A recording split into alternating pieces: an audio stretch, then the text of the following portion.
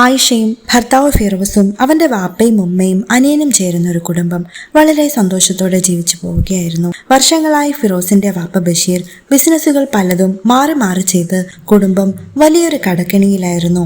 അവസാനം വീടിന്റെ ബാങ്ക് ലോണും പലിശക്കാരെ കൊണ്ടുള്ള സമാധാനക്കേടുമൊക്കെ സഹിക്കാൻ വയ്യാതെ ഫിറോസ് ദുബായിലുള്ള തന്റെ ഒരു സുഹൃത്ത് വഴി ഒരു ജോലി അവിടെ കണ്ടെത്തി. തന്റെ പ്രിയപ്പെട്ടവരെയൊക്കെ പിരിഞ്ഞ് ദുബായിലേക്ക് യാത്രയായി. നീണ്ട 20 വർഷങ്ങൾ അവൻ അവിടെ കഷ്ടപ്പെട്ടു.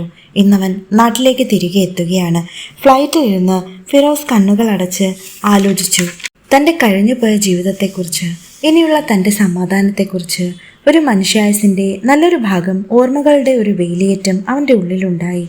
ഓരോ ഓർമ്മയ്ക്കും ചുട്ടുപൊള്ളുന്ന വെയിലിൻ്റെയും മണലിൻ്റെ ഗന്ധവും ചൂടുമായിരുന്നു.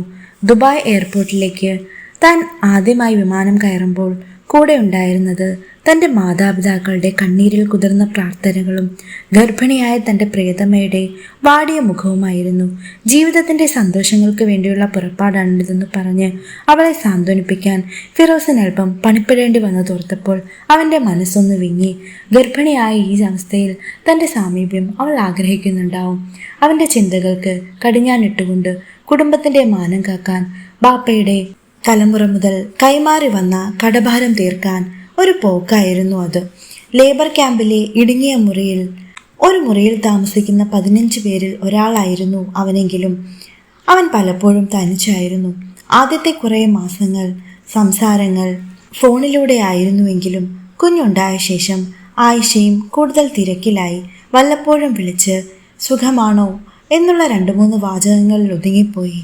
നാട്ടിൽ നിന്നും ഫായിസ് എന്ന തൻ്റെ അനിയൻ വിളിക്കുമ്പോൾ മാത്രമായിരുന്നു ഫിറോസിൻ്റെ വരണ്ട ജീവിതത്തിലേക്ക് ഒരല്പം ആശ്വാസം പെയ്തിരുന്നത്. ഇക്ക, നിങ്ങൾ വിഷമിക്കരുത്, ഞാൻ വീട്ടിലെ എല്ലാ കാര്യങ്ങളും നന്നായി തന്നെ നോക്കുന്നുണ്ട്. വാപ്പയും ഉമ്മയും ഞാൻ പൊന്നുപോലെ തന്നെ നോക്കുന്നുണ്ട്. അനിയൻ്റെ വാക്കുകൾക്ക് അവനൊരാശ്വാസമായി മാറി. ഫിറോസ് ഒരു യന്ത്രം പോലെ രാപ്പകലില്ലാതെ പണിയെടുത്തുകൊണ്ടേയിരുന്നു. കൺസ്ട്രക്ഷൻ സൈറ്റിലെ പൊടിപടലങ്ങൾ സൃഷ്ടിച്ച് ചുട്ടുപൊള്ളുന്ന വെയിലിൽ വിയർപ്പൊഴുക്കി അവൻ സ്വരുക്കൂട്ടി. സ്വന്തമായ ഒരു ജോഡി വസ്ത്രങ്ങളോ പാദരക്ഷകളോ പോലും വാങ്ങാൻ മടിച്ച് കീറിയ വസ്ത്രങ്ങൾ തുന്നിച്ചേർത്തും പൊട്ടിയ പാദരക്ഷകൾ ഒട്ടിച്ചും ഉപയോഗിച്ചും അവൻ നാട്ടിലേക്ക് വേണ്ടി പണം സ്വരൂപിച്ച് അയച്ചു കൊടുത്തുകൊണ്ടേയിരുന്നു. മകൻ്റെ പിറന്നാളിന് ഫോണിലൂടെ ആശംസകൾ അറിയിച്ചു. പെരുന്നാളിന് എല്ലാവർക്കും പുതുവസ്ത്രങ്ങൾ വാങ്ങാൻ ആയിഷയോട് പറയുമ്പോൾ താൻ ധരിച്ചിരിക്കുന്നത് പഴകിയ വസ്ത്രങ്ങളാണെന്ന് അവൻ ആരെയും അറിയിച്ചില്ല. ഓരോ മാസവും മുടങ്ങാതെ ഫായിസിൻ്റെ അക്കൗണ്ടിലേക്ക് പണം അയക്കുമ്പോൾ അവനൊരു സ്വപ്നം കാണുകയായിരുന്നു. പലിശക്കാരൻ ദിവാകരൻ്റെ ശകാരങ്ങളില്ലാത്ത സമാധാന അന്തരീക്ഷത്തിലുള്ള തൻ്റെ വീട്. കടം തീർത്തതിൻ്റെ പേരിൽ തൻ്റെ വാപ്പയുടെ മുഖത്ത് കാണുന്ന അഭിമാനം. നാട്ടുകാരുടെ മുന്നിൽ കടഭാരമില്ലാതെ തല ഉയർത്തി നിൽക്കുന്ന തൻ്റെ കുടുംബം. ഫായിസേ, ഞാൻ അയച്ച പണം നീ എടുത്തോ? അതിൽ ദിവാകരന് കൊടുക്കാനുള്ളത് മുതലും പലിശയും ചേർത്ത് കൊടുത്തോ? ഓരോ തവണ വിളിക്കുമ്പോഴും ഫിറോസ് ചോദിക്കും. കിട്ടിയിക്ക, കുറേശ്ശെയായി കൊടുക്കുന്നുണ്ട്. ഇപ്പോൾ അയാൾ വീട്ടിലേക്ക് വന്ന് ശല്യപ്പെടുത്താറില്ല. ഇക്ക പേടിക്കണ്ട. ഫായിസിൻ്റെ മറുപടിയിൽ അവൻ പൂർണ്ണ തൃപ്തനായിരുന്നു. അനിയനല്ലേ, തനിക്ക് വേണ്ടി കഷ്ടപ്പെടുന്നവനല്ലേ. അവസാനത്തെ ഘടവും അയച്ചു കൊടുത്ത ദിവസം ഫിറോസ് അവൻ്റെ മുറിയിലിരുന്ന് സന്തോഷം കൊണ്ട് കരഞ്ഞുപോയി. തൻ്റെ 20 വർഷത്തെ തപസ് ഫലം കണ്ടിരിക്കുന്നു. ഇനി മടക്കയാത്രയാണ്. കടങ്ങളില്ലാത്ത ബാധ്യതകളില്ലാത്ത നാട്ടിലേക്ക്, തൻ്റെ സ്വപ്നങ്ങളിലേക്ക്. വിമാനം റൺവേ തൊട്ടപ്പോൾ അവൻ്റെ നെഞ്ചിടിച്ചു. പുറത്ത് അവനെ കാത്തൊരു പുതുജീവിതം കാത്തു നിൽക്കുന്നുണ്ടായിരുന്നു. അല്ലെങ്കിൽ അവൻ അങ്ങനെ വിശ്വസിച്ചു. എയർപോർട്ടിൽ നിന്നും ലഗേജുമായി പുറത്തേക്ക് വന്ന ഫിറോസിനെ കാത്ത് ബന്ധുക്കളുടെ ഒരു നിര തന്നെ ഉണ്ടായിരുന്നു. അവർക്കിടയിൽ പുഞ്ചിരിയോടെ നിൽക്കുന്ന ഫായിസിനെ ഫിറോസ് ഓടിച്ചെന്ന് കെട്ടിപ്പിടിച്ചു. അവൻ്റെ തോളിൽ തട്ടി ഫിറോസ് പറഞ്ഞു, നീ ആകെ അങ്ങ് മെലിഞ്ഞു പോയല്ലോടാ. അതൊക്കെ ഇക്കയങ്ങ് വന്നില്ലേ, ഇനിയെല്ലാം ശരിയായിക്കോളുമെന്ന് പറഞ്ഞ് ഫായിസ് ലഗേജ് എടുത്ത് ഒരു കാറിൻ്റെ ഡിക്കിയിലേക്ക് വെച്ചു. അപ്പോഴാണ് ഫിറോസ് ശ്രദ്ധിച്ചത് വെള്ള നിറത്തിലുള്ള ലേറ്റസ്റ്റ് മോഡൽ ഒരു കാർ. ഇത് ആരുടെ വണ്ടിയാണ്? ഫിറോസ് കൗതുകത്തോടെ അവനോട് ചോദിച്ചു. ഫായിസ് പറഞ്ഞു, ഇത് നമ്മുടെ തന്നെയാണിക്ക. ഞാനൊരു ചെറിയ ബിസിനസ് തുടങ്ങിയിട്ടുണ്ടായിരുന്നു. അതിൻ്റെ ഒരു വളർച്ചയുടെ തുടക്കമാണിത്. ഫായിസ് അഭിമാനത്തോടെ പറഞ്ഞു. ഫിറോസിന് ഒരുപാട് സന്തോഷം തോന്നി. തൻ്റെ അനുജൻ ഒരു നിലയിൽ എത്തിയല്ലോ. തൻ്റെ കഷ്ടപ്പാട് വെറുതെ ആയില്ല. വീട്ടിലേക്കുള്ള യാത്രയിലുടനീളം ഫായിസ് നാട്ടിലെ വിശേഷങ്ങൾ പറഞ്ഞുകൊണ്ടേയിരുന്നു. അവൻ്റെ ബിസിനസ്സിൻ്റെ വളർച്ച, പുതിയ സൗഹൃദങ്ങൾ, 20 വർഷത്തിനിടെ നാട്ടിലുണ്ടായ മാറ്റങ്ങൾ, ഫിറോസ് ഇതെല്ലാം വളരെ ശ്രദ്ധാപൂർവം കേട്ടുകൊണ്ടേയിരുന്നു. അവൻ്റെ കണ്ണുകൾ വഴിയോര കാഴ്ചകളിലായിരുന്നുവെങ്കിലും മനസ്സ് മുഴുവൻ വീട്ടിലായിരുന്നു. വീടിൻ്റെ ഗേറ്റ് കടന്ന് കാർ മുറ്റത്ത് നിന്നപ്പോൾ അവൻ്റെ ഹൃദയം നിലച്ചു പോകുമെന്ന് തോന്നി. ഉമ്മറത്ത് അവനെ പ്രതീക്ഷിച്ച് വാപ്പയും ഉമ്മയും ഉണ്ടായിരുന്നു. ഓടിച്ചെന്ന് അവരെ കെട്ടിപ്പിടിക്കുമ്പോൾ വർഷങ്ങളായി അടക്കി വെച്ച നൊമ്പരം കണ്ണീരായി ഒഴുകിക്കൊണ്ടേയിരുന്നു. വാപ്പയുടെ ചുക്കിച്ചുളിഞ്ഞ കൈകൾ അവൻ്റെ തലയിൽ മൃദുവായി തലോടി. വന്നല്ലോ തൻ്റെ മോൻ. ആ ശബ്ദം ഇടറിയിരുന്നു. ആയിഷയുടെയും മകൻ്റെയും മുഖത്ത് പറഞ്ഞറിയിക്കാനാകാത്ത സന്തോഷം നിറഞ്ഞു നിന്നു. മകൻ അവനെ അപരിചിതത്തോടെ നോക്കി നിന്നുവെങ്കിലും പിന്നെ പതിയെ അടുത്തേക്ക് ചെന്നു. അവൻ അവരെ നെഞ്ചോട് ചേർത്ത് വച്ചു. ഈ ഒരു നിമിഷത്തിന് വേണ്ടിയായിരുന്നു താൻ ഇത്രയും കാലം ജീവിച്ചത്. ഫിറോസിന്റെ കണ്ണുകൾ സന്തോഷം കൊണ്ട് നിറഞ്ഞു. ആദ്യത്തെ കുറച്ച് ദിവസങ്ങൾ ഒരു ഉത്സവം പോലെയായിരുന്നു. ഫിറോസിന് ഇഷ്ടപ്പെട്ട ഭക്ഷണം പാകം ചെയ്ത് കഴിപ്പിക്കാനും മറ്റും വീട്ടിലെല്ലാവരും മത്സരിച്ചു കൊണ്ടേയിരുന്നു. വീട്ടിൽ സന്ദർശകരുടെ പ്രവാഹമായിരുന്നു. എല്ലാവർക്കും ഫിറോസിനെ കാണാനും ഗൾഫ് വിശേഷങ്ങൾ അറിയാനും പറ്റിയാൽ അവൻ കൊണ്ടുവന്നതിൽ നിന്നും ഒരു പങ്കു പറ്റാനും എല്ലാവരും തിരക്കുകൂട്ടി. ഫായിസ് ഒരു നിഴലു പോലെ അവൻ്റെ കൂടെ നടന്നു. എല്ലാ കാര്യങ്ങൾക്കും ഓടി നടക്കുന്ന അവൻ്റെ കാര്യക്ഷമത കണ്ടപ്പോൾ ഫിറോസിന് അത്ഭുതവും ഒപ്പം അഭിമാനവും തോന്നി. ഒരു ദിവസം രാത്രി എല്ലാവരും ഉറങ്ങിയതിനു ശേഷം ഫിറോസ് ആയിഷയോട് ചോദിച്ചു, നമ്മുടെ കടമെല്ലാം തീർന്നില്ലേ ആയിഷ? ഇപ്പോൾ ദിവാകരൻ ഇങ്ങോട്ടൊന്നും വരാറില്ലല്ലോ അല്ലേ? അയാളുടെ ശല്യമൊന്നും ഇപ്പോഴില്ലല്ലോ. ഇല്ല ഇക്ക, ഫായിസാണ് എല്ലാ കാര്യങ്ങളും നോക്കിയത്. അവനിപ്പോൾ നാട്ടിൽ നല്ല പേരാണ്. അവനൊരു സംഭവമാണെന്നാണ് നാട്ടിൽ എല്ലാവരും പറയുന്നത്. അവൾ സന്തോഷത്തോടെ തന്നെ പറഞ്ഞു. ഫിറോസ് കണ്ണുകൾ അടച്ചു കിടന്നു. മനസ്സ് ശാന്തമായിരുന്നു. അടച്ചു തീർത്ത കടത്തിൻ്റെ ആശ്വാസത്തിൽ അവൻ 20 വർഷത്തിനു ശേഷം ആദ്യമായി സമാധാനത്തോടെ ഉറങ്ങി. വരാനിരിക്കുന്ന കൊടുങ്കാറ്റിനെ കുറിച്ച് അറിയാതെ ശാന്തമായി ഉറങ്ങി. സമാധാനത്തിൻ്റെ സന്തോഷത്തിൻ്റെ ദിനങ്ങൾക്ക് അല്പായുസ് മാത്രമായിരുന്നു എന്ന് ഫിറോസ് അറിഞ്ഞിരുന്നില്ല. പിറ്റേന്ന് വൈകിട്ട് ഫിറോസ് മുറ്റത്തെ ചാരുപടിയിലിരുന്ന് ചായ കുടിക്കുമ്പോഴായിരുന്നു അവൻ നാട്ടിലെത്തിയ വിവരമറിഞ്ഞ് ദിവാകരൻ അവിടേക്ക് എത്തിയത്. ജീപ്പിൽ നിന്നും ദിവാകരനും കൂടെ 2 ഗുണ്ടകളും ഇറങ്ങുന്നത് കണ്ട് ഫിറോസ് സംശയത്തോടെ അവരെ നോക്കി. എന്തായിരിക്കും ഇപ്പോൾ ദിവാകരൻ ഇവിടേക്ക് വരാൻ കാരണം? ദിവാകരൻ നേരെ ഫിറോസിനടുത്തെത്തി. ഇപ്പോഴും അയാൾ ആ പഴയ പുച്ഛം നിറഞ്ഞ ചിരിയോടെ തന്നെ ചോദിച്ചു, ഓ, ഗൾഫുകാരൻ എത്തിയോ? ഞാൻ അറിയാൻ അല്പം താമസിച്ചു പോയി. എന്നാ പിന്നെ കാര്യങ്ങൾക്കൊരു തീരുമാനം ഉണ്ടാക്കിയിട്ടേ ഇവിടുന്ന് പോകുന്നുള്ളൂ. ഫിറോസ് ഒന്നും മനസ്സിലാകാതെ എഴുന്നേറ്റു. എന്ത് കാര്യങ്ങൾ? അതൊക്കെ ഫായിസ് എന്നെ തീർത്തതാണല്ലോ. അത് കേട്ട് ദിവാകരൻ ഉറക്കെ ചിരിക്കാൻ തുടങ്ങി.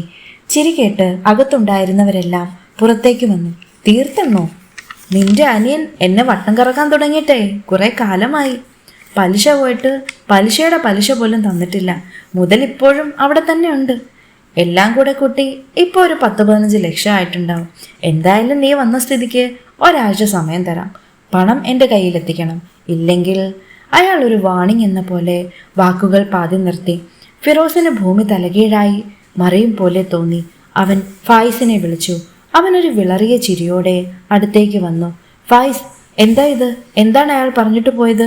എന്താണ് അയാൾ പറയുന്നത്? ഫിറോസിന്റെ ശബ്ദമുയർന്നു. ദിവാകരൻ വീണ്ടും പറഞ്ഞു, അവനോട് ചോദിച്ചിട്ട് കാര്യമില്ല. നീയാണ് പണം തരാമെന്നിട്ടത്. നിന്റെ വാർത്ത വാങ്ങിയ കടമാണ്. നീ ഗൾഫിൽ പോയത് ഇത് വീട്ടാനാണെന്നല്ലേ നാട്ടുകാർ മുഴുവൻ പറയണത്. എന്നിട്ടിപ്പോ നീ കൈമലർത്തി കാണിക്കുന്നു. എങ്ങനെ ശരിയാകും? ഇറങ്ങിപ്പോടോ എൻ്റെ വീട്ടിൽ നിന്ന്. ഫിറോസ് അയാൾക്ക് നേരെ അലറി. എൻ്റെ അനിയൻ എനിക്ക് വാക്ക് നൽകിയിട്ടുണ്ട്. അവൻ നിങ്ങളുടെ കടം തീർത്തു എന്ന്. എന്നോട് പറഞ്ഞതാ? വാക്കോ? ആ വാക്കുകൊണ്ട് എനിക്കെൻ്റെ പണം കിട്ടില്ലല്ലോ ഫിറോസേ. ഞാൻ ഒരാഴ്ച കഴിഞ്ഞ് വരും. അന്ന് എൻ്റെ മുഴുവൻ പണവും കിട്ടിയിരിക്കണം. ഇല്ലെങ്കിൽ എന്ത് ചെയ്യണമെന്ന് എനിക്കറിയാം. ഒരു താക്കീതോടെ ദിവാകരനും സംഘവും ജീപ്പിൽ കയറിപ്പോയി. ജീപ്പ് കണ്ണിൽ നിന്നും മായുന്നത് വരെ ഫിറോസ് നോക്കി നിന്നു. ഫിറോസിന്റെ കണ്ണിൽ തീയായിരുന്നു. എന്താടാ ഇത്? എവിടെ പോയി ഞാൻ അയച്ച പണം? നീ എന്തിനെന്നോട് കള്ളം പറഞ്ഞു? അവൻ ഫായിസിന് നേരെ തിരിഞ്ഞു.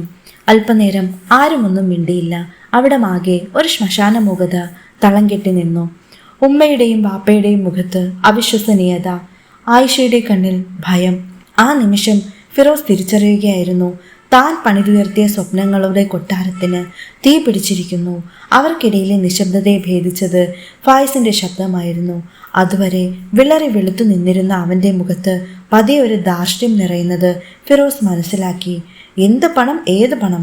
ഇക്ക എന്തിനാണ് ഇങ്ങനെ കിടന്ന് ഒച്ച വയ്ക്കുന്നത്?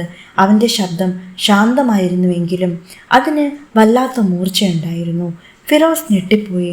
ഞാൻ അയച്ച പണം, ദിവാകരന്റെ കടം വീട്ടാനായി ഞാൻ നിനക്കയച്ച ലക്ഷങ്ങൾ, അതെവിടെ പോയെന്ന് എനിക്കറിയണം. ഓ, ആ പണമോ? അതെനിക്ക് നിങ്ങൾ ബിസിനസ് തുടങ്ങാനായിട്ട് കടമായിട്ട് തന്നതല്ലേ? അല്ലാതെ കുടുംബത്തിന്റെ കടം വീട്ടണമെന്ന് എപ്പോഴാണ് നിങ്ങൾ എന്നോട് പറഞ്ഞത്? ഫിറോസിന്റെ ഉള്ളിൽ ആ വാക്കുകൾക്ക് ഒരു വെടിയുണ്ടയ്ക്ക് സമാനം തളച്ചു കയറി. ഒരു നിമിഷം അവൻ സ്തബ്ധനായിപ്പോയി. താൻ ചോര നീരാക്കിയ പണത്തെക്കുറിച്ച് തൻ്റെ അനിയൻ എത്ര ലാഘവത്തോടെയാണ് സംസാരിക്കുന്നത്. കടമോ? ഞാനോ? നിനക്കോ? അവൻ്റെ ശബ്ദമിടറി. നമ്മുടെ കുടുംബത്തിൻ്റെ മാനം രക്ഷിക്കാനല്ലേടാ പുല്ലേ ഞാൻ എൻ്റെ ജീവിതം പോലും കളഞ്ഞ് അന്യനാട്ടിൽ പോയി മരുഭൂമിയിൽ വെന്തുരുകിയത്? ഫായിസിന്റെ അടുത്ത ചോദ്യം ഫിറോസിന്റെ നെഞ്ചിൽ തറച്ചു. ഇക്ക ഗൾഫിൽ പോയ സമയത്ത് ഞാനിവിടെ ഉമ്മയും ബാപ്പയും പൊന്നുപോലെ നോക്കി. ഇക്ക പണം അയച്ചു, ഞാനത് വാങ്ങി. അതിലെന്താണ് തെറ്റ്? എനിക്കൊന്നും മനസ്സിലാകുന്നില്ല. അതുവരെ ഇതെല്ലാം കണ്ടും കേട്ടും സംശയത്തോടെ നിന്നിരുന്ന വാപ്പയും ഉമ്മയും മുന്നോട്ട് വന്നു. നീ ഇല്ലാത്ത കാലത്ത് ഞങ്ങളെ പൊന്നുപോലെ നോക്കിയിരുന്നത് അവനാണ്. അവൻ ഞങ്ങളെ പട്ടിണിക്കിട്ടിട്ടില്ല. നിന്റെ അനിയൻ ഒരിക്കലും ഇങ്ങനൊരു ചതി ചെയ്യില്ല. വാപ്പയുടെ വാക്കുകളെ ഉമ്മയും അനുകൂലിച്ചു. മോനെ, അവൻ കഷ്ടപ്പെട്ട് ഒരു നിലയിലെത്തിയപ്പോൾ നീ എന്താണ് ഇങ്ങനെ? നിങ്ങൾ സഹോദരങ്ങൾ സ്നേഹത്തിൽ കഴിയേണ്ടവരല്ലേ? അനിയനുമായി വഴക്കിടാൻ നിനക്ക് നാണമില്ലേ? എന്നൊക്കെ വാപ്പയും ഉമ്മയും അവനോട് സംസാരിക്കാൻ തുടങ്ങി. അവൻ ആകെ തകർന്നു പോയിരുന്നു. ഈ വാക്കുകളെല്ലാം അവന്റെ ഹൃദയത്തെ കീറിമുറിക്കും വിധമായിരുന്നു. ആർക്കു വേണ്ടിയാണോ താൻ ഇത്രയും കാലം കഷ്ടപ്പെട്ടതും ജീവിച്ചതും അവർ തന്നെ കുറ്റപ്പെടുത്തുന്നു. സ്വന്തം മാതാപിതാക്കൾ.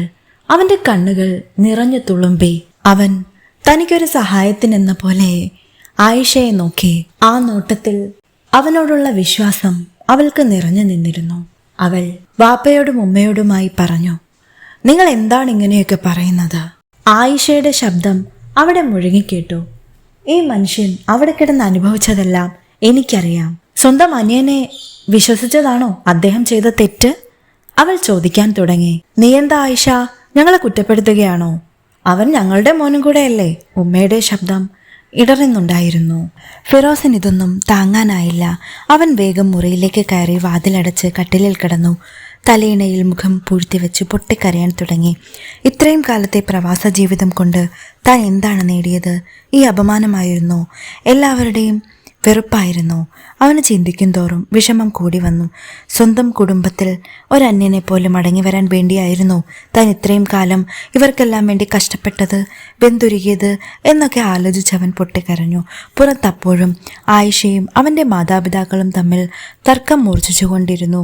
പക്ഷേ അവൻ ഇതൊന്നും അറിയാതെ താൻ കെട്ടിയ സന്തോഷത്തിൻ്റെ ലോകം ആ 4 ചുവരുകൾക്കുള്ളിൽ നിമിഷങ്ങൾക്കകം തകർന്ന് തരിപ്പണമായിരുന്നു.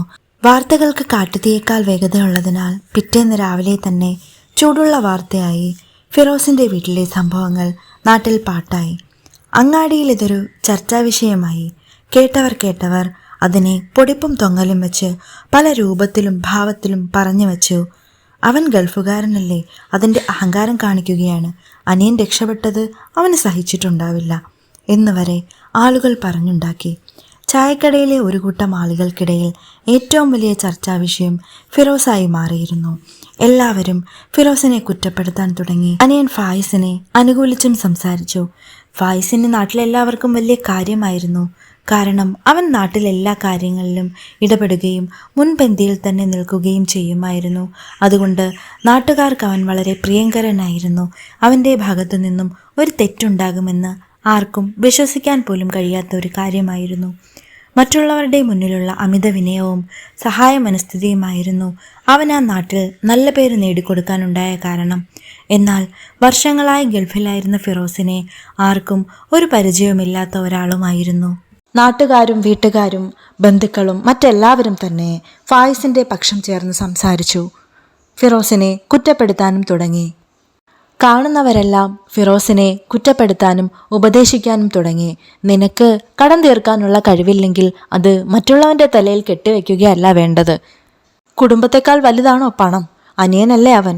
കുടുംബത്തിന്റെ സമാധാനം നഷ്ടപ്പെടാനുള്ള കാരണം ഫിറോസാണെന്ന് എല്ലാവരും അവനെ കുറ്റപ്പെടുത്തിക്കൊണ്ടേയിരുന്നു. നീ ഇത്രകാലം ഗൾഫിൽ കിടന്നിട്ട് ഇപ്പോൾ നാട്ടിലെത്തിയത് ഇതിനു വേണ്ടിയായിരുന്നു? ആ കുടുംബത്തിന്റെ സമാധാനം മൊത്തത്തിൽ ഇല്ലാതാക്കാൻ വേണ്ടിയായിരുന്നു എന്നൊക്കെ ബന്ധുക്കൾ അവനോട് സംസാരിക്കാൻ തുടങ്ങി. ഫിറോസ് വീട്ടിൽ നിന്നും പുറത്തിറങ്ങാതായി. ഉമ്മയുടെയും ബാപ്പയുടെയും മുഖത്തേക്ക് പോലും നോക്കാതെ ഒറ്റ മുറിക്കുള്ളിൽ അടച്ചിരിക്കാൻ തുടങ്ങി. ആയിഷയല്ലാതെ മറ്റാരും അവനോട് സംസാരിക്കാതെയായി. ഇതെല്ലാം കണ്ട ആയിഷയ്ക്ക് സഹിക്കാവുന്നതിനും അപ്പുറമായിരുന്നു.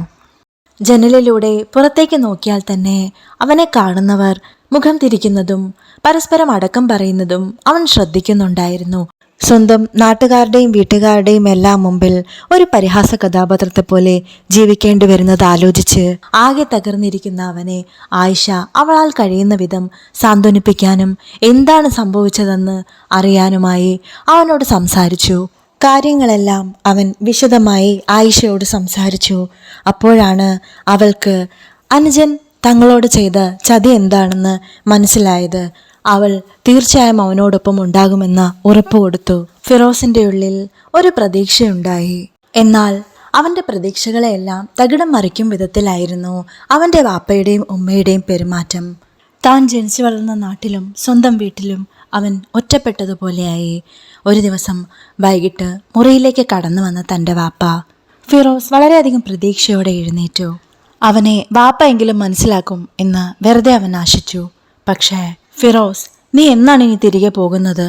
നീ കാരണം ഞങ്ങൾക്കുണ്ടായ നാണക്കേടും അപമാനവും ഒരു കാലത്തും ഇല്ലാതാകാൻ പോകുന്നില്ല. നീ ഇല്ലാതിരുന്ന നീണ്ട 20 വർഷങ്ങൾ ഞങ്ങളെ നോക്കിയത് ഫായിസാണ്. ഞങ്ങളുടെ എല്ലാ കാര്യങ്ങൾക്കും വേണ്ടി ഓടി നടന്നതും പണം ചെലവഴിച്ചതും എല്ലാം അവനായിരുന്നു. നീ എന്താണ് ഞങ്ങൾക്ക് വേണ്ടി ചെയ്തു തന്നത്? ചിലപ്പോൾ നീ അവന് പണം അയച്ചു കൊടുത്തിട്ടുണ്ടായിരിക്കാം. പക്ഷേ അവൻ ഞങ്ങൾക്ക് വേണ്ടി ചെയ്ത കാര്യങ്ങൾക്കൊക്കെ നിനക്കൊരു നന്ദി വേണ്ടേ? അവനൊന്ന് രക്ഷപ്പെട്ട് കണ്ടപ്പോൾ നിനക്ക് എന്താണ് അവനോട് ഇത്ര പ്രശ്നം? നിന്നെ കാരണം നാട്ടിൽ പുറത്തുപോലും ഇറങ്ങി നടക്കാൻ പറ്റാത്ത അവസ്ഥയാക്കിയില്ലേ എനിക്ക്. നീ എന്നാണ് തിരികെ പോവുക എന്ന് വാപ്പ അല്പം ദേഷ്യത്തോടെ തന്നെ അവനോട് ചോദിച്ചു. ഞാനിനി തിരികെ പോകുന്നില്ല വാപ്പ എന്ന് ഫിറോസ് മറുപടി പറഞ്ഞു. എങ്കിൽ നീ നിന്റെ വഴിക്ക് പൊക്കോളണം എന്ന് അയാൾ അല്പം ദേഷ്യത്തോടെ തന്നെ പറഞ്ഞു. ഈ വയസ്സാം കാലത്ത് നാട്ടുകാരുടെ മുന്നിൽ തലകുനിച്ചു നടക്കാൻ എനിക്കാവില്ല. ഞങ്ങളുടെ കാര്യങ്ങളെല്ലാം നോക്കുന്നത് ഫായിസാണ്. അവനെ പിണക്കാൻ എനിക്കാകില്ല. നീ നിന്റെ വഴി എന്താണെന്ന് വെച്ചാൽ നോക്കിക്കോളൂ എന്ന് പറഞ്ഞുകൊണ്ട് വാപ്പ മുറിയിൽ നിന്നും പുറത്തേക്ക് ഇറങ്ങിപ്പോയി. ഫിറോസ് തന്റെ വാപ്പ എന്താണ് പറഞ്ഞതെന്നോർക്കെ തളർന്നവിടെ ഇരുന്നു പോയി. സ്വന്തം മാതാപിതാക്കൾ തങ്ങളോട് വീട് വിട്ടു പോകാൻ പറയുന്ന അവസ്ഥ അവന് ചിന്തിക്കും തോറും ഭൂമി അവനെ ചുറ്റുന്നതുപോലെ തോന്നി. താൻ എന്തിനാണ് തിരികെ എത്തിയത് എന്നവൻ ആലോചിച്ച് കണ്ണുനീർ വാർത്തു. ആ മരുഭൂമി തന്നെയായിരുന്നു ഇതിലും ഭേദമെന്നും അവിടെ ശത്രുക്കളെ തിരിച്ചറിയാനെങ്കിലും കഴിയുമായിരുന്നുവെന്നും അവൻ ആലോചിച്ചു. ഇവിടെ ആരാണ് ശത്രു, ആരാണ് മിത്രം ഒന്നും തിരിച്ചറിയാൻ കഴിയുന്നില്ല. എല്ലാം കുറെ പൊയ്മുഖങ്ങൾ മാത്രം. അവൻ ഓരോ ആലോചനകളിലാണ്ടു മണിക്കൂറുകൾ കടന്നുപോയി. അപ്പോഴും ആയിഷയുടെ വാക്കുകൾ അവന് പ്രചോദനമേകി. ഇക്ക, തളർന്നു പോകരുത്. ഇക്ക ഒരു തെറ്റും ചെയ്തിട്ടില്ല. ഞാൻ കൂടെയുണ്ട്. സത്യം എന്താണ് എന്ന് നമ്മൾ തെളിയിക്കും. അവളുടെ വാക്കുകൾ അവന് പ്രതീക്ഷയേകുന്നത് തന്നെയായിരുന്നു. അവൻ ചിന്തകളിൽ നിന്നും പുറത്തേക്ക് വന്നു. ആയിഷ തന്നോടൊപ്പം ഉണ്ടെന്നുള്ളത് അവന് വലിയൊരു ധൈര്യം തന്നെയായിരുന്നു. താൻ ഇത്രത്തോളം അപമാനഭാരമേറാൻ വേണ്ടി ഒന്നും തന്നെ ചെയ്തിട്ടില്ല, ഒരു തെറ്റും താൻ ചെയ്തിട്ടില്ല എന്ന് ആയിഷയുടെ വാക്കുകളിൽ നിന്നും അവൻ ഉൾക്കൊള്ളാൻ ശ്രമിച്ചു.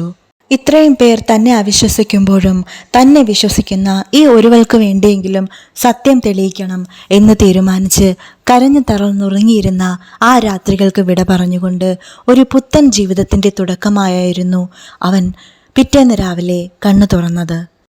ഇനിയും ഈ മുറിക്കുള്ളിൽ താൻ ഒതുങ്ങിക്കൂടിയിരുന്നാൽ താൻ പരാജയം സമ്മതിക്കുകയാണെന്ന് എല്ലാവരും കരുതുമെന്ന് അവൻ ഉറപ്പായിരുന്നു. അതുകൊണ്ട് തന്നെ അവൻ പുതിയൊരു തീരുമാനമെടുത്തു കഴിഞ്ഞു. ആയിഷയുടെ മുഖത്തെ പ്രതീക്ഷ ഫിറോസിനൊരു പുതിയ ഊർജം നൽകുന്നതായിരുന്നു. ആയിഷ, ഞാൻ ഇന്ന് ബാങ്കിലൊന്ന് പോകുന്നുണ്ട് എന്ന് അവൻ ആയിഷയോട് പറഞ്ഞു. അപ്പോൾ അവളും കൂടെ വരാമെന്ന് പറഞ്ഞു. പക്ഷേ അവനത് സമ്മതിച്ചില്ല. വേണ്ട, നീ തൽക്കാലം ഇവിടുത്തെ കാര്യങ്ങൾ നോക്കൂ. ചില കാര്യങ്ങൾ എനിക്കറിയേണ്ടതായുണ്ട്. ചിലപ്പോൾ ഒരുപാട് സമയമെടുത്തേക്കാം. അതുകൊണ്ടാണ്. അങ്ങനെ അവളും അത് സമ്മതിച്ചു. വർഷങ്ങൾക്ക് ശേഷം ഫിറോസ് ടൗണിലേക്ക് ബസ് കയറി. മറ്റുള്ളവരുടെ ഓരോ നോട്ടവും അവനിലേക്ക് നീളുന്നതായി അവന് തോന്നി. ചിലർ അവനെ കാണുമ്പോൾ പരസ്പരം അടക്കം പറഞ്ഞ് ചിരിക്കുന്നു. ചിലർ പരിഹാസത്തോടെ നോക്കുന്നു. ചിലർ പുച്ഛത്തോടെ ചിരിക്കുന്നു. അവനതൊന്നും ശ്രദ്ധിക്കാത്ത രീതിയിൽ പുറത്തേക്ക് വഴിയോര കാഴ്ചകളിലേക്ക് കണ്ണും നട്ടിരുന്നു. ബാങ്കിൻ്റെ ഓരോ പടവുകൾ കയറുമ്പോഴും അവൻ്റെ നെഞ്ചിൽ തീയായിരുന്നു. താൻ പണമയച്ച അതേ ബാങ്ക്, ഓരോ മാസവും പണം വന്നിരുന്ന അതേ കൗണ്ടറുകൾ. അവനൊരു കൗണ്ടറിൽ ചെന്നു പറഞ്ഞു, എനിക്കൊരു സ്റ്റേറ്റ്മെൻറ്റ് വേണമായിരുന്നു. അവർ മാനേജരോട് സംസാരിക്കാനായി പറഞ്ഞു. അങ്ങനെ അവൻ മാനേജറുടെ മുറിയിലെത്തി. എനിക്ക് കുറച്ച് സ്റ്റേറ്റ്മെന്റ്സ് എടുക്കാനുണ്ടായിരുന്നു. കഴിഞ്ഞ 20 വർഷമായി ഞാൻ എൻ്റെ സഹോദരൻ്റെ അക്കൗണ്ടിലേക്ക് അയച്ച മുഴുവൻ പണത്തിൻ്റെയും സ്റ്റേറ്റ്മെന്റ്സ് എനിക്ക് വേണം. മാനേജർ അയാളെ അടിമുടി വീക്ഷിച്ചു. നാട്ടിലെ സംസാര വിഷയമാണല്ലോ. മാനേജർക്ക് വളരെ പെട്ടെന്ന് തന്നെ കാര്യം പിടികിട്ടി. മാനേജർ ആദ്യം തന്നെ ആ സ്റ്റേറ്റ്മെന്റ് എടുക്കാൻ ഒരു വിമുഖത കാണിച്ചെങ്കിലും പിന്നീട് ഫിറോസിന്റെ അവസ്ഥ അറിഞ്ഞ് അയാൾ സഹകരിച്ചു. മണിക്കൂറുകളുടെ കാത്തിരിപ്പിനൊടുവിൽ ഒരു കെട്ട് പേപ്പറുമായി ഒരു സ്റ്റാഫ് അവിടേക്ക് വന്നു. അവൻ സമയമെടുത്ത് തന്നെ ഓരോ പേജും വായിച്ചു നോക്കി. ഓരോ പേജിലും വ്യക്തമായി തന്നെ തീയതിയും തുകയും രേഖപ്പെടുത്തിയിരിക്കുന്നു. ഫിറോസിന്റെ ചുണ്ടിൽ ഒരു പുഞ്ചിരി വിടർന്നു. അവൻ ആ കടലാസ് കെട്ട് നെഞ്ചോട് ചേർത്ത് വെച്ചു. മാനേജരോടായി പറഞ്ഞു, ഇതെൻ്റെ ജീവിതത്തിൻ്റെ കണക്കാണ്, എൻ്റെ കണ്ണീരിൻ്റെ കണക്കാണ്. ഇത് വെറും കടലാസ് പേപ്പറുകളല്ല, എൻ്റെ വിയർപ്പാണ്.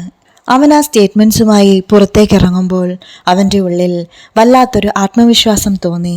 എന്നിലൊരു സത്യമുണ്ട്, അത് എല്ലാവരെയും ബോധ്യപ്പെടുത്തിയേ പറ്റൂ. അവൻ്റെ ഉള്ളിൽ ഒരു ദൃഢനിശ്ചയമുണ്ടായി. തൻ്റെ കയ്യിൽ ബാങ്ക് സ്റ്റേറ്റ്മെൻറ്റ്സ് കിട്ടിയിട്ടുണ്ട്. പക്ഷേ ഇനി എന്ത് ചെയ്യണമെന്നറിയാതെ അവൻ ആശയക്കുഴപ്പത്തിലായി.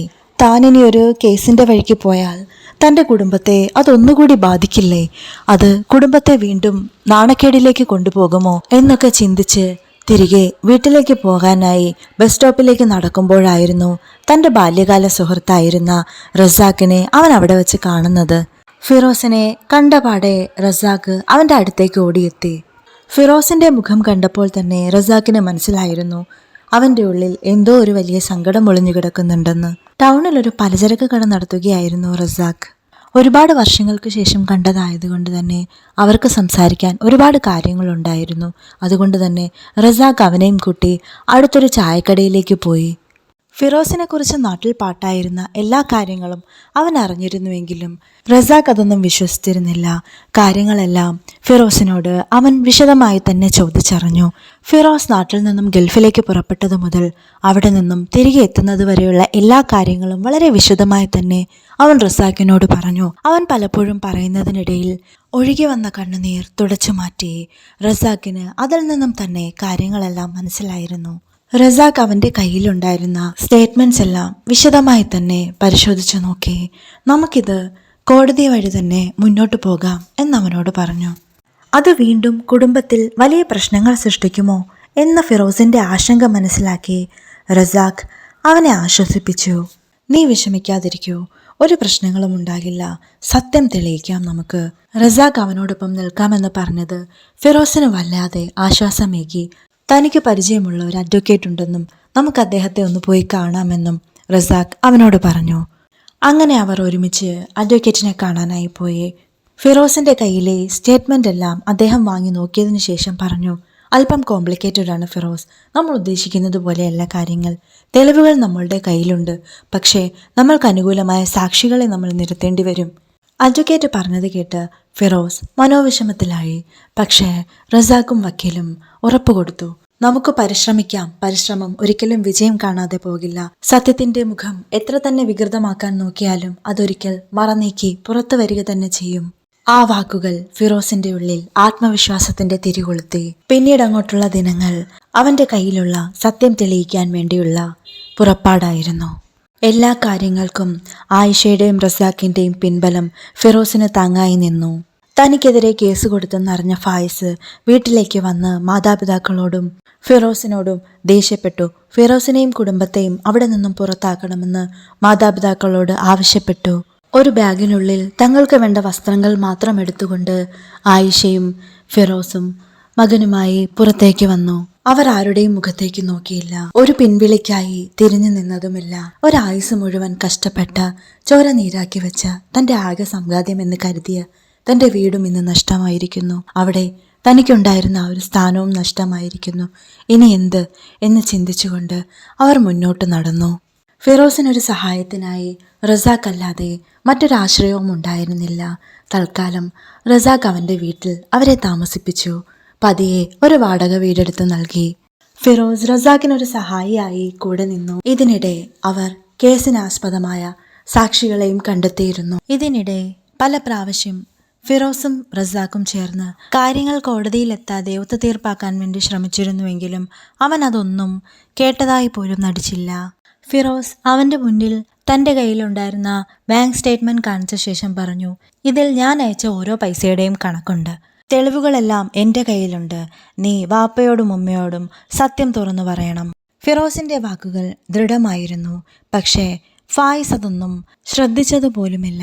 സ്റ്റേറ്റ്മെന്റ് കണ്ടപ്പോൾ ഫായിസ് അല്പം ടെൻഷനായെങ്കിലും അവൻ അതൊന്നും പുറത്തു കാണിക്കാതെ അവരോട് പെരുമാറി. അവരെ രണ്ടുപേരെയും പുച്ഛത്തോടെ നോക്കി ഒന്ന് ചിരിച്ച ശേഷം അവരോടായി പറഞ്ഞു, എന്തെങ്കിലും പറയാനുണ്ടെങ്കിൽ അതെന്റെ വക്കീലിനോട് പറഞ്ഞാൽ മതി എന്ന് പറഞ്ഞുകൊണ്ട് അവരെ മറികടന്നവൻ മുന്നോട്ടു പോയി. ബഷീറിന്റെ ഉള്ളിൽ ഒരു തീക്കനൽ രൂപപ്പെട്ടിരുന്നു. അത് പ്രതികാരത്തിന് വേണ്ടിയായിരുന്നില്ല, ഒരിക്കലും നീതിക്ക് വേണ്ടിയുള്ളതായിരുന്നു. എല്ലാ വാതിലുകളും അടഞ്ഞു കഴിഞ്ഞിരുന്നു. ഇനി നിയമത്തിന്റെ വഴി മാത്രമേ മുന്നിലുള്ളൂ എന്ന് അവർക്ക് മനസ്സിലായിരുന്നു. ഫിറോസും റസാഖും കൂടെ അവരുടെ വക്കീലിന്റെ അടുത്തെത്തി. അയാൾ വീണ്ടും ചോദിച്ചു, കൂടുതൽ തെളിവുകൾ എന്തെങ്കിലും കിട്ടിയിട്ടുണ്ടോ? ഇല്ല എന്നവർ മറുപടി പറഞ്ഞു. അതുമാത്രവുമല്ല, ഫായിസിനോട് പലതവണ ഒത്തുതീർപ്പാക്കാം എന്ന് പറഞ്ഞതിനെക്കുറിച്ചും അവർ സംസാരിച്ചു. പക്ഷേ അതൊരിക്കലും നടക്കുന്ന കാര്യമല്ല എന്നും അവർക്ക് മനസ്സിലായതായി അവർ പറഞ്ഞു. ഫായിസ് ഈ ബിസിനസ് തുടങ്ങിയ സമയത്ത് അവൻ്റെ കൂടെ ഉണ്ടായിരുന്ന ആരെയെങ്കിലും കണ്ടെത്തിയാൽ മതി, നമുക്ക് ഇതിനെക്കുറിച്ച് കൂടുതൽ അറിയാൻ കഴിയും, വക്കീൽ പറഞ്ഞു. അവൻ ഇതിനെക്കുറിച്ച് തീർച്ചയായും മറ്റാരോടെങ്കിലും സംസാരിച്ചിട്ടുണ്ടാകും. അത് നിങ്ങളൊന്ന് കണ്ടെത്താൻ ശ്രമിക്കൂ. വക്കീൽ പറഞ്ഞത് കേട്ടപ്പോൾ റസാഖിനൊരു സംശയം തോന്നി. ഇവൻ ആ ബിസിനസ് സ്റ്റാർട്ട് ചെയ്തപ്പോൾ അവന്റെ കൂടെ ഒരു പാർട്ട്ണർ ഉണ്ടായിരുന്നു. സഹീർ എന്നായിരുന്നു അവന്റെ പേര്. പക്ഷേ കുറെ നാളുകളായിട്ട് അവൻ എവിടെയാണെന്ന് ആർക്കും അറിയില്ല. വക്കീൽ അവരോടായി പറഞ്ഞു, അന്വേഷിച്ചു നോക്കൂ. അവനെ കണ്ടെത്തിയാൽ ചിലപ്പോൾ നമുക്കത് മാത്രം മതിയാകും കേസ് വിജയിക്കാൻ. അങ്ങനെ അവർ സഹീറിന് വേണ്ടിയുള്ള അന്വേഷണം ഊർജിതമാക്കി. ഒടുവിൽ അവർ അവനെ കണ്ടെത്തുകയും ചെയ്തു. സഹീർ വല്ലാത്തൊരു മാനസികാവസ്ഥയിലായിരുന്നു. അവനെ കണ്ടാൽ ഒരു ഭ്രാന്തനാണോ എന്ന് തോന്നുന്ന വിധം അവൻ മാറിപ്പോയിരുന്നു. ഭക്ഷണം കഴിച്ചിട്ട് തന്നെ ഒരുപാട് ദിവസങ്ങളായതുപോലെയായിരുന്നു. അവർ അവന് ഭക്ഷണം വാങ്ങി നൽകി. അവർ അവനോട് സമാധാനമായി കാര്യങ്ങൾ ചോദിച്ചു മനസ്സിലാക്കി. ബിസിനസ് തുടങ്ങിയ സമയത്ത് നീ അവന്റെ വലം കൈയായിരുന്നില്ലേ? പിന്നെ എന്തുകൊണ്ടാണ് നിങ്ങൾ തമ്മിൽ പിരിഞ്ഞത്? സഹീർ ആദ്യമൊന്നും അവരോട് സംസാരിക്കാൻ തയ്യാറായില്ല. പക്ഷേ തൻ്റെ മുന്നിലിരിക്കുന്നത് തന്നെ പോലെ തന്നെ ഫായിസ് കാരണം ജീവിതം നഷ്ടപ്പെട്ട ഒരു മനുഷ്യനാണെന്ന് തിരിച്ചറിഞ്ഞ അവൻ എല്ലാ കാര്യങ്ങളും വിശദമായി തന്നെ പറഞ്ഞു. ജ്യേഷ്ഠൻ്റെ പണം വരുമ്പോൾ അവൻ പറയുമായിരുന്നു, ഇതാ പലിശക്കാരന് കൊടുക്കാനുള്ള പൈസയാണ്, പക്ഷേ ഞാൻ കൊടുക്കില്ല, എനിക്ക് ജീവിക്കണം. അവൻ ആ പണം അവൻ്റേത് മാത്രമായ ആവശ്യങ്ങൾക്കായി ഉപയോഗിച്ചു. സഹീർ പറഞ്ഞു, നല്ലൊരു പ്രോഫിറ്റ് തരാമെന്ന് പറഞ്ഞ് എന്നെ കൊണ്ട് എൻ്റെ വീട് ബാങ്കിൽ ലോൺ വെച്ചു. 1 രൂപ പോലും അതിൽ നിന്നും അടയ്ക്കാനായി അവൻ അനുവദിച്ചില്ല. എന്നെയും അവൻ ചതിക്കുകയായിരുന്നു. ഈ പണത്തിന്റെ പേരിൽ ഞങ്ങൾ തമ്മിൽ പ്രശ്നങ്ങളായി. ബാങ്കിൽ അടയ്ക്കാനായി പലരോടും കടം വാങ്ങി. അവസാനം കടം കൊടുക്കാൻ നിവർത്തിയില്ലാതെ നാട്ടിൽ നിൽക്കാൻ വയ്യാത്ത അവസ്ഥയിലാണ് ഞാൻ അവിടെ നിന്നും ഇങ്ങോട്ടേക്ക് വന്നത്. ഇതിനിടെ തനിക്കൊരു ആക്സിഡന്റ് ഉണ്ടായി. 6 മാസത്തോളം കോമയിലായിരുന്നു. പിന്നീട് തനിക്ക് ബോധം വന്നപ്പോൾ കുറെ ആളുകൾ ആരൊക്കെയോ ചേർന്ന് സഹായിച്ചു. അവന്റെ അവസ്ഥ കണ്ടപ്പോൾ അവർക്ക് രണ്ടുപേർക്കും ഒരുപാട് വിഷമം തോന്നി. അവർ തിരികെ നാട്ടിലേക്ക് പോരുമ്പോൾ സഹീറിനെയും കൂടെ കൂട്ടി. അവൻ പണ്ടുതൊട്ടേ ഇങ്ങനെ തന്നെയാണിക്ക, കൂടെയുള്ളവരെ ഉപയോഗിച്ച് കാര്യങ്ങൾ നേടും. അവന്റെ ആവശ്യം നേടിക്കഴിയുമ്പോൾ കൂടെ നിന്നവരെ കറിവേപ്പില പോലെ വലിച്ചെറിഞ്ഞു കളയും. സഹീറിന്റെ ആ വാക്കുകൾ ഫിറോസിന്റെ ഉള്ളിൽ തിരമാല പോലെ അലയടിച്ചുകൊണ്ടേയിരുന്നു. അവൻ എന്റെ പണം ഉപയോഗിച്ചാണ് ബിസിനസ് തുടങ്ങിയതെന്ന് നിനക്കറിയാമല്ലോ സഹീറെ എന്ന് ഫിറോസ് ചോദിച്ചപ്പോൾ ആദ്യം അവനൊരൽപ്പം ഭയം തോന്നിയെങ്കിലും പിന്നീട് അതവൻ എവിടെ വേണമെങ്കിലും തുറന്നു പറയാം എന്ന് സമ്മതിച്ചു. അവർ അവിടെ നിന്നും നേരെ പോയത് വക്കീലിന്റെ അടുത്തേക്കായിരുന്നു. വക്കീൽ സഹീറിനോട് കാര്യങ്ങൾ വിശദമായി ചോദിച്ചു. അവൻ എല്ലാ കാര്യങ്ങളും വിശദമായി തന്നെ വക്കീലിനോട് സംസാരിച്ചു. വക്കീലും അവനോട് കുറച്ച് കാര്യങ്ങളൊക്കെ പറഞ്ഞു കൊടുത്തു. സഹീർ അവരോടൊപ്പമുള്ളത് തൽക്കാലം രഹസ്യമായി സൂക്ഷിക്കാൻ തന്നെ വക്കീൽ അവരോട് നിർദ്ദേശിച്ചു. അവർ അതനുസരിച്ച് തന്നെ മുന്നോട്ട് നീങ്ങാൻ തീരുമാനിച്ചു. ഇതിനിടെ പലിശക്കാരൻ ദിവാകരനെ കണ്ടും അവർ കാര്യങ്ങൾ സംസാരിച്ചു. തെളിവുകൾ ഫായിസിനെതിരാണെന്നുള്ള ഒരു സൂചന മാത്രം ദിവാകരന് നൽകിക്കൊണ്ട് അവർ രണ്ടുപേരും അവിടെ നിന്നും പോയി. കോടതിയിലെ ആദ്യ വിചാരണ ദിവസം വന്നെത്തി. ആയിഷയും ഫിറോസും റസാഖും ഒരു ഭാഗത്തായും ഫായിസും അവന്റെ വക്കീലും മറുഭാഗത്തായും നിന്നു. കാഴ്ചക്കാരുടെ കൂട്ടത്തിൽ തങ്ങളുടെ ഉമ്മയും ബാപ്പയും തലകുനിച്ചിരിക്കുന്നത് കണ്ടു. സ്വന്തം മക്കൾ ശത്രുക്കളെ പോലെ കോടതിയിൽ നിൽക്കുന്നത് ആ മാതാപിതാക്കൾക്ക് താങ്ങാൻ കഴിയുന്നതിനും അപ്പുറമായിരുന്നു. ആദ്യത്തെ സാക്ഷിയായി വിളിച്ചത് സഹീറിനെ ആയിരുന്നു. സഹീറിനെ കണ്ടപാടെ ഫായിസ് ഞെട്ടിപ്പോയി. അവൻ അല്പം ഭയത്തോടെയാണ് കോടതി മുറിയിലേക്ക് വന്നത് എങ്കിലും വക്കീലിന്റെ ചോദ്യങ്ങൾക്ക് അവൻ കൃത്യവും വ്യക്തവുമായ മറുപടി നൽകി. ഫായിസ് ബിസിനസ് തുടങ്ങിയത് ഫിറോസ് അയച്ച പണം കൊണ്ടാണെന്നും അത് കടം വീട്ടാനുള്ളതായിരുന്നുവെന്നും അവൻ വ്യക്തമായി കോടതിയെ ബോധിപ്പിച്ചു. ഫായിസിന്റെ വക്കീല് സഹീറിനെ ക്രോസ് വിസ്താരം ചെയ്യാൻ തുടങ്ങി. നിങ്ങൾ സുഹൃത്തുക്കളായിരുന്നല്ലോ, പക്ഷേ നിങ്ങൾ തമ്മിൽ പിണങ്ങിപ്പിരിഞ്ഞതിന്റെ പക തീർക്കാൻ വേണ്ടിയല്ലേ കോടതിയിൽ ഇങ്ങനെ ഒരു കള്ളസാക്ഷി പറയാനായി വന്നത്? അതുവരെ പുറം ലോകം അറിയാതെയിരുന്ന സഹീറും ഫായിസും തമ്മിലുള്ള പണമിടപാടും അവൻ കോടതി മുമ്പാകെ ബോധിപ്പിച്ചു.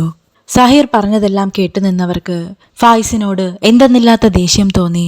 അടുത്തതായി സാക്ഷിപ്പട്ടികയിൽ പേരുണ്ടായിരുന്നത് ദിവാകരനായിരുന്നു. എല്ലാവരെയും ഞെട്ടിച്ചുകൊണ്ട് പേര് വിളിച്ചപ്പോൾ തന്നെ അയാൾ ഹാജരായി. ഫായിസിന്റെ മുഖമാകെ വല്ലാതെയായി. അവൻ ഒരിക്കലും ദിവാകരൻ കോടതിയിൽ ഹാജരാകുമെന്ന് പ്രതീക്ഷിച്ചിരുന്നില്ല.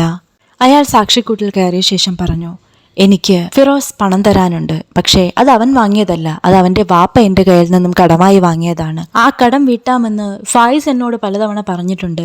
ഗൾഫിൽ നിന്നും അവന്റെ ചേട്ടൻ പണം അയക്കുന്നുണ്ടെന്നും അത് കിട്ടുമ്പോൾ തരാമെന്ന് അവൻ ഉറപ്പും നൽകിയിരുന്നു. പക്ഷേ ഓരോ തവണ കാണുമ്പോഴും അവൻ ഇത് തന്നെ പറഞ്ഞ് എന്നെ പറ്റിച്ചുകൊണ്ടേയിരിക്കുകയായിരുന്നു. വേലായുധന്റെ മൊഴിയും ബാങ്ക് സ്റ്റേറ്റ്മെന്റുകളും കോടതിയിൽ ഒരു നിർണായക തെളിവായി. ഫായിസിന്റെ വാദങ്ങളെ നിഷ്പ്രഭമാക്കുന്നവയായിരുന്നു തെളിവുകളെല്ലാം. ഇതെല്ലാം കേട്ടുകൊണ്ടിരുന്ന വാപ്പയും ഉമ്മയും ഫായിസിനെ നോക്കിയപ്പോൾ അവൻ തലകുനിച്ചിരുന്നു പോയി. തെളിവുകളുടെയും സാക്ഷിമൊഴികളുടെയും അടിസ്ഥാനത്തിൽ ഫായിസ് കുറ്റക്കാരനാണെന്ന് കോടതിക്ക് ബോധ്യമായി. സഹോദരനായ ഫിറോസിൽ നിന്നും ബിസിനസ് പാർട്ട്ണറായിരുന്ന സഹീറിൽ നിന്നും അപഹരിച്ച പണം 6 മാസത്തിനുള്ളിൽ തിരികെ നൽകാൻ കോടതി വിധിച്ചു. ഉമ്മയുടെയും ബാപ്പയുടെയും മുഖത്ത് ഫായിസിന്റെ വാക്ക് കേട്ട് തങ്ങളെ ഇറക്കി വിട്ടതിലുള്ള കുറ്റബോധം നിറയുന്നത് ഫിറോസിന് മനസ്സിലായി. സത്യം മറനീക്കി പുറത്തു വന്നിരിക്കുന്നു. അവരുടെ ഉള്ളിലെ വിശ്വാസത്തിന്റെ കോട്ടകൾക്ക് വിള്ളൽ വീണു കഴിഞ്ഞിരുന്നു. കോടതി കഴിഞ്ഞ് പുറത്തേക്കിറങ്ങിയപ്പോൾ ഒരു പിൻവിളി കേട്ടു. മോനെ. അത് ബാപ്പയായിരുന്നു. ആ വിളിയിൽ ഒരു യാചനയുടെ സ്വരമുണ്ടായിരുന്നു. തിരികെ വീട്ടിലേക്ക് വരണം. ഫിറോസ് വാപ്പയെ നേരിടാതെ തിരിഞ്ഞു തന്നെ നിന്നു. അവന്റെ കണ്ണിൽ നിന്നും ഒരു തുള്ളി കണ്ണുനീർ പൊഴിഞ്ഞ് ഭൂമിയിലേക്ക് വീണു. ഇല്ല ബാപ്പ, ഇനി തിരികെ അങ്ങോട്ടില്ല. എനിക്ക് പിണക്കവും പരിഭവവും ഒന്നുമില്ല. ആയിഷ അവന്റെ കയ്യിൽ മുറുകെ പിടിച്ചിരുന്നു. അത് അവനൊരു ധൈര്യം തന്നെയായിരുന്നു.